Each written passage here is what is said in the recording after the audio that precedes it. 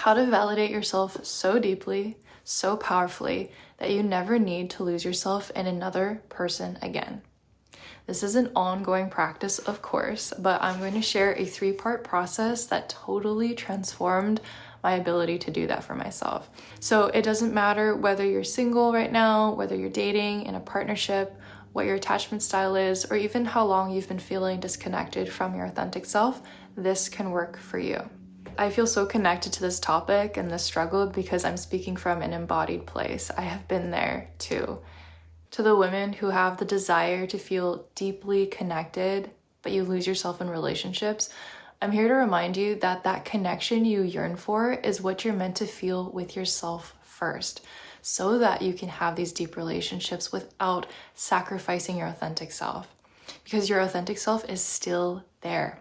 You haven't lost her, and she is speaking her true feelings, thoughts, desires, fears to you in a way that most people don't recognize, and which we'll cover inside this video, so that you can self-validate, so you can feel connected to yourself, so that your connection is so strong to yourself and unbreakable that you won't need to bend, shapeshift, or mold for another person's love, approval, or acceptance again. I grew up in an environment where I had to be what everyone else wanted me to be in order to survive, to fit in, to feel safe, and I had to learn to do these things really well. I was performing. If I did a good enough job, I could avoid punishment, criticism, and judgment externally, but over time, those things became internalized, and I would constantly be searching for validation. I would suppress my feelings, collapse my boundaries, and self-abandon. When I was about 11 years old, I had this journal where I would write down the funniest lines from my favorite Disney Channel TV shows, because I thought that if I would just say these things in my real life, that people would like me more. But now everything has changed. I have a relationship with myself where I can truly call myself my best friend, my biggest supporter, and that even on my worst days, when I feel that old anxiety and insecurity bubbling up within me, I can sit with it. I can hold it, and I always work through it. It still feels like a lot, but it's not to the point where it's overwhelming anymore because of this framework. So step 1 of this framework is to switch your awareness from an external place to an internal place.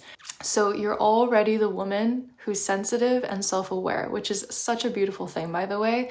And at the same time, sometimes our awareness and intuition can get stuck, being focused too much on the external, entirely outside of us, while at the same time, we are even further disconnected from our internal sense of self, our internal awareness of how we really feel.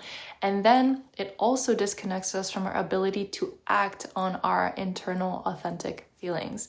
So external awareness you can think of as a focus on behaviors, right? So you already know your patterns. You've already spent so much time, energy, resources focusing on your patterns. You already know that people pleasing, saying yes when you mean no, losing touch with your interests and passions, over explaining yourself, needing constant assurance, like those are all patterns that arise and behaviors that arise inside of a relationship, which you already know are a sign of losing connection with yourself. But those things that awareness alone doesn't really get you to a place of real change. So here's how to do that instead. You need to flip your awareness from the external to the internal. It's one thing to be mentally aware of the need for external validation, but what makes that validation flip from the external to internal, or self-validation, is actually becoming aware of how that need for validation feels on an internal level. Literally, it's bringing your focus from the outer-facing people, behaviors which you exhibit while interacting with those people, the thoughts you might have around it, to the internal level, the body level, which is all based in feeling. So internal awareness is inside the body. You can call it somatic awareness if you want. How does losing connection with yourself make you feel? Like literally getting so granular about what are those sensations inside your body that are signaling and cueing to you that you are in need of validation. How do you know that you need validation? Because if you can identify that feeling from inside you, you can catch yourself before you go look for it outside and you can provide it to yourself instead. This, of course, is a skill that takes time and practice to cultivate.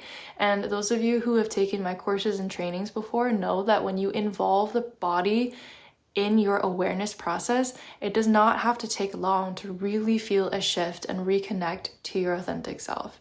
This isn't about just being able to describe the feelings in words. It's also about identifying where are they in the body. What do those actual feelings feel like? And simply noticing it without having to make it mean anything yet.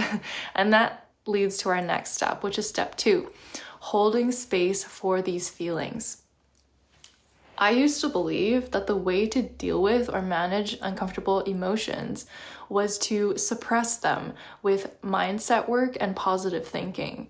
I think I was convinced that I could think my way out of feeling, but that really only left me in a worse place, because instead of validating what I was authentically feeling, that mindset work and those positive affirmations were pushing down and overriding my true feelings. So instead of validating myself, I was actually invalidating myself, the exact opposite of what I was trying to achieve. And you might be familiar with this too. It still blows my mind sometimes when I think about how the simple act of holding space or letting your feelings be what they are without prematurely trying to change them is what actually facilitates the opportunity for release and healing. And I say prematurely change because in the process of holding space for your authentic self, there often is already a natural shift that wants to happen in how you feel, just because you feel seen, heard, and supported. That's a very different type of shift compared to when we purposefully force or change ourselves because we're afraid to lose connection to another person. Holding space is about letting yourself exist as you are right now, with all the shameful, scary, ugly, weird, awkward, wacky, unique parts of you, and all of the feelings that you want to hide. So by learning to hold yourself, to witness yourself with all your emotions in different parts, you're learning to not only validate your own feelings, but also create the space and the safety around being seen and loved for who you really are inside your relationships too. I also love when I'm learning something new like this, when I can actually experience a bite-sized instant shift in my body to help me understand how these concepts actually work. And this is exactly why I created my Coming Back to You training on healing self-abandonment. It's for anyone who wants to have an embodied experience of steps 1 and 2 inside of a 24-minute audio. So it's a super quick way, easy way to try this out for yourself. The link is in the description. You know what to do. So once you have step 1 and 2 down, step 3 is to make a choice from your higher self perspective.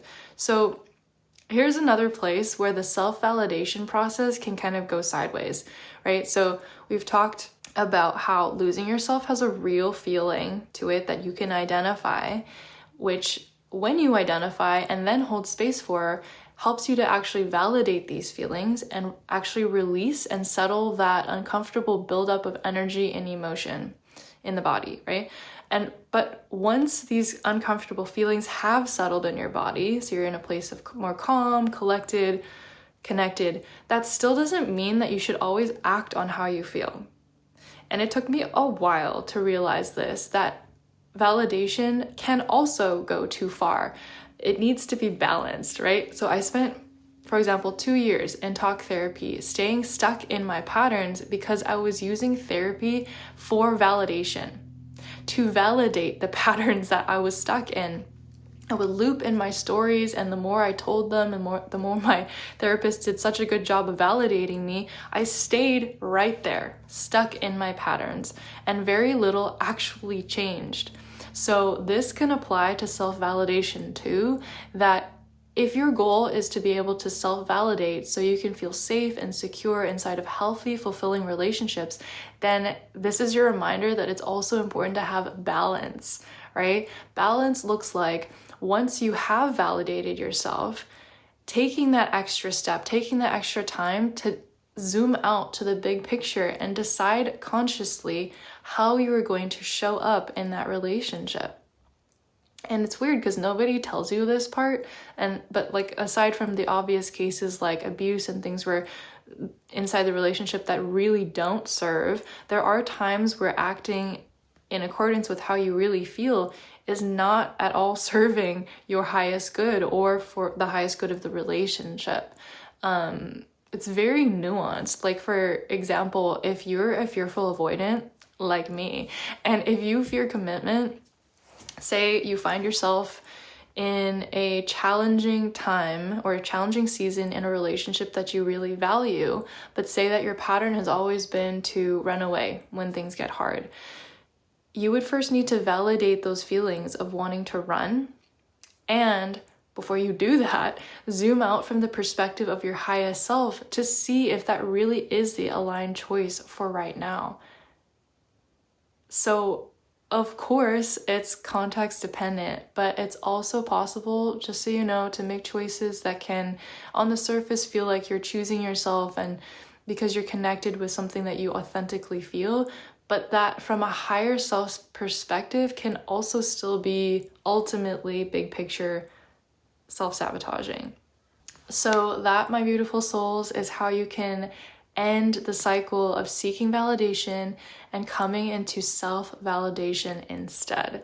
First, you flip your awareness from the external to the internal. Then you learn to hold space for your emotions, and then you make a choice from your higher self perspective. And it has made a huge difference in the way that I feel in relationship with myself and how I show up around the people that I care about most, as well as those who I want to show my authentic self to, but I might have been afraid to do that in the past. And I know that this is possible for you too when you put these 3 steps into practice. My favorite way to do that is through my body, because I really feel like it gets to the root of self-abandoning patterns and heals that. Those seeds that cause us to seek validation externally in the first place in a way that no other methods have really done for me. So if you would like something to help you go deeper in this process, I invite you to give my audio training, Coming Back to You, a listen, and that'll show you how it feels to connect with this work through your body and also give you a big head start to feeling so loved and so validated from the inside out. So thank you so much for being here. Subscribe, leave a comment how this video was for you, what you learned from it, and I will see you in the next one.